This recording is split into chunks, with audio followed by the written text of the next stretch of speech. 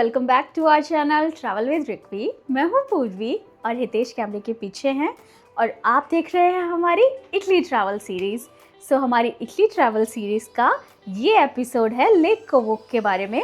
अगर आपने हमारा पुराना वीडियो नहीं देखा है लेक कोमो का तो आई बटन पे हमने डाल दिया है, प्लीज़ चेक कीजिएगा।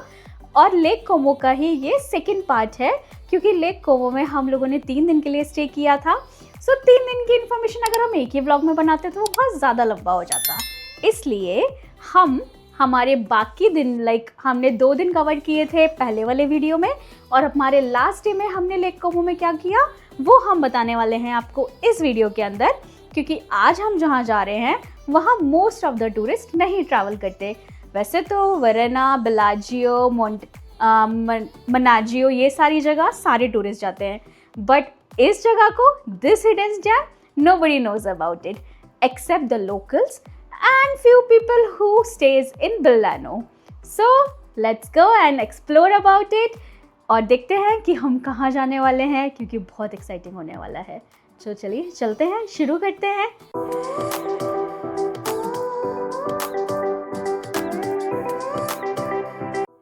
जैसा कि मैंने बताया कि आज हम एक ऐसी जगह जाने वाले हैं जो ज़्यादातर टूरिस्ट लेक कोमो में मिस कर देते हैं और यकीन मानिए ये हिडन जेम आपकी आइटनरी में ज़रूर होनी चाहिए। और हम बात कर रहे हैं ओरिदो दी बिलानो की। ओरिदो दी बिलानो जाने के लिए टिकट लगता है 7 यूरोस का, जो कि लगभग 700 to 800 इंडियन रुपीस में होता है। और अब बात करते हैं कि ओरिदो दी बिलानो है क्या। और जैसा कि इसका नाम डिस्क्राइब कर रहा है, इट इज इन बिलानो। ओरिदो दी बिलानो सिर्फ एक वाटरफॉल नहीं है बल्कि एक नेचुरल गॉर्ज है जो नेचर ने खुद मिलियन ऑफ ईयर्स में क्रिएट किया है। एक्सपर्ट्स के अकॉर्डिंग लगभग 15 मिलियन ईयर्स पहले जब एल्प्स के ग्लेशियर्स मेल्ट होने लगे थे तब पाइवोरना रिवर के फास्ट ग्लोइंग वाटर ने धीरे धीरे इस हार्ड रॉक्स को कट करा और एक स्पेक्युलर गॉर्ज बना दिया। और आज भी यहाँ आप देख सकते हैं कि किस तरह से powerful water in narrow rocks के बीच से फ्लो करता है।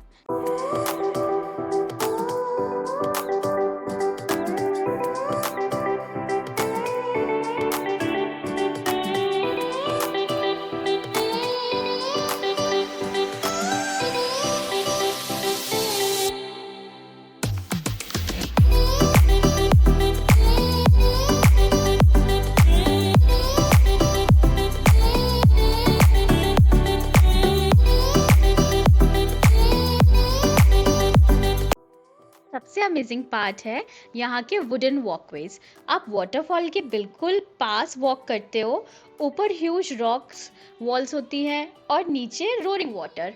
हर स्टेप पर व्यू कम्प्लीटली डिफरेंट लगता है और ऑनेस्टली कैमरा इस जगह की ब्यूटी को पूरी तरह कैप्चर नहीं कर पाता क्योंकि ये वाटरफॉल और ये पूरे जो गॉर्ज है रॉक्स के बीच में है, तो कहीं कहीं लाइट्स होती हैं, ऐसे धीमी धीमी करके सनलाइट आ रही है बीच बीच में से, बड़ा ही प्यारा नज़ारा लग रहा है। और कहीं कहीं थोड़ा अंधेरा भी होता है, जैसे कि आप किसी केव के अंदर एंट्री कर रहे हैं। अभी आप देख सकते हैं कि कितनी प्यारी एकदम इतना लंबी लंबी बेल आपको नज़र आ रही होंगी और बहुत ही डिफरेंट है किसी भी और वाटरफॉल जो आपने एक्सपीरियंस किया होगा उसके कंपैरिजन में।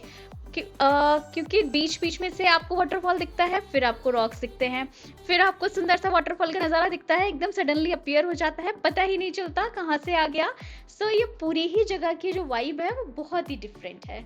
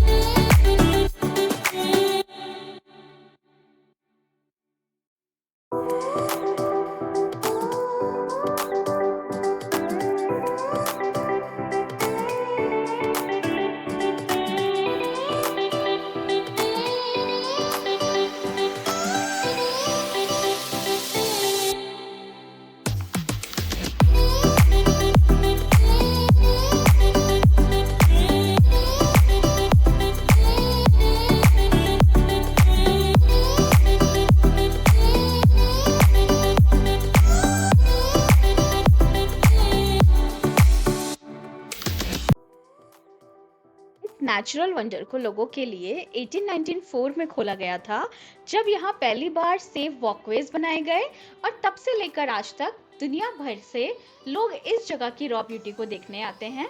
लेकिन ओरिदो दी बेलानो सिर्फ अपनी नेचुरल ब्यूटी के लिए ही नहीं, बल्कि अपनी एक लोकल लेजेंड के लिए भी बहुत मशहूर है। सो जो सरप्राइजिंग बात ये है कि यहाँ की सबसे फेमस कहानी है ताइनो, एक भूत की। हाँ, एक आप सही सुन रहे हैं, it is about a ghost. So जिसके बारे में माना जाता था कि वो इस गॉर्ज के आसपास दिखाई देता था। इसी वजह से ये जगह हिस्ट्री के साथ साथ मिस्ट्री का भी एक हिस्सा बन चुकी है। सो आप लोग भी हमें बताइएगा कि आप लोग भूत वगैरह में विश्वास करते हैं या नहीं, क्योंकि मुझे तो ये थोड़ा सा फनी लगा। बट हाँ, कह सकते हैं कि इस नेचुरल वंडर को प्रिजर्व करने के लिए वो यहाँ पे रहता हो। So we never know, but आपका क्या पर्सपेक्टिव है ये हमें कमेंट्स में जरूर बताइएगा।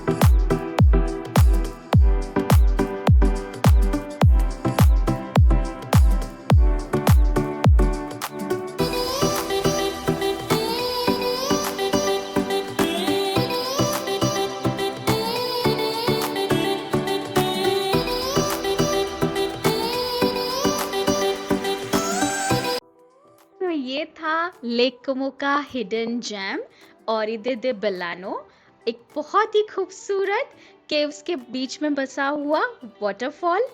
और इसी के साथ में हमारी लेक कोमो की जर्नी ख़त्म होती है।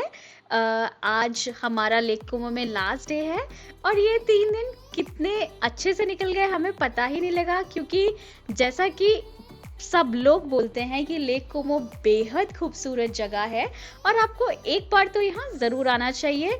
और यहाँ रहकर ही हमें ये पता लगा कि we made the right decision of visiting Como. So हमारी आगे की वीडियो में हम आपको दिखाने वाले हैं मिलान, क्योंकि अब हम जाने वाले हैं मिलान।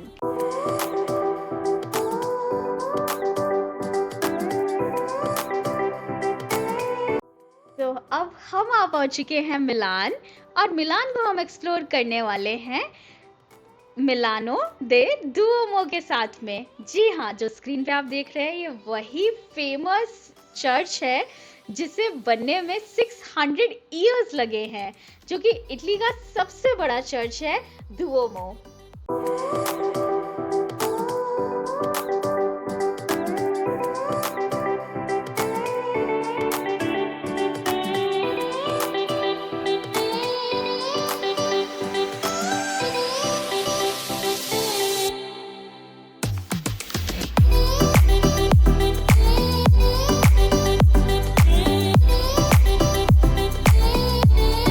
दुओमो मिलान में एकदम सेंट्रली लोकेटेड है, और दुओमो के ही पास में है the famous Galleria Vittorio Emmanuel.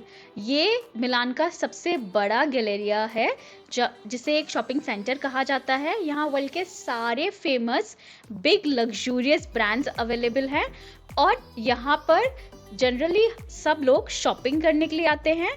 और मिलान की सबसे बेस्ट वाइब जो है नाइट टाइम लाइफ, वो आपको यहीं देखने को मिलती है।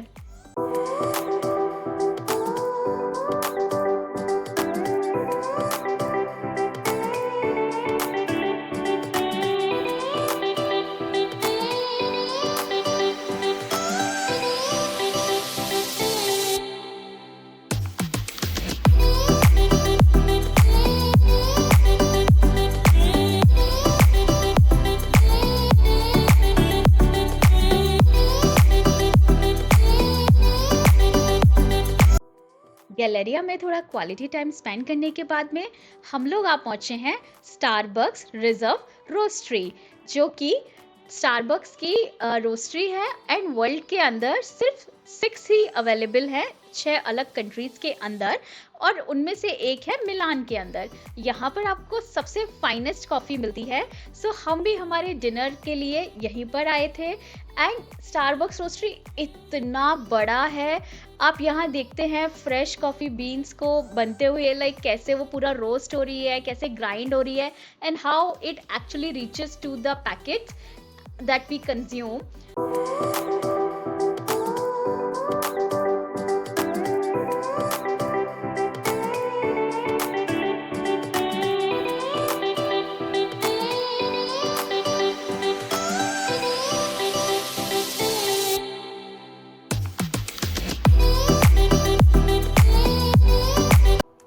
तो यहाँ पे ख़त्म होती है हमारी लेक कोमो की 3 दिन की आइटनरी।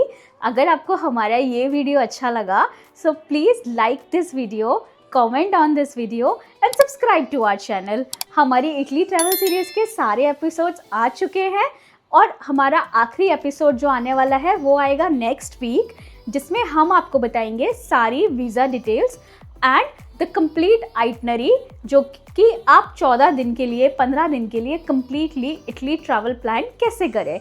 तो उसमें हम आपको सारी डिटेल इन्फॉर्मेशन देने वाले हैं। सो प्लीज़ बने रहिएगा हमारे साथ में। तब तक के लिए आप एंजॉय करिए हमारे सारे पुराने ब्लॉग्स, जितने भी हमने इटली के बारे में इंफॉर्मेशन दी है वो सब चेकआउट कीजिए। और प्लीज़ आपके फीडबैक और कोई भी क्वेरीज हो तो वो सब हमें कमेंट करके बताइएगा। तो मिलते हैं आपसे एक नए व्लॉग में, तब तक के लिए बाय बाय।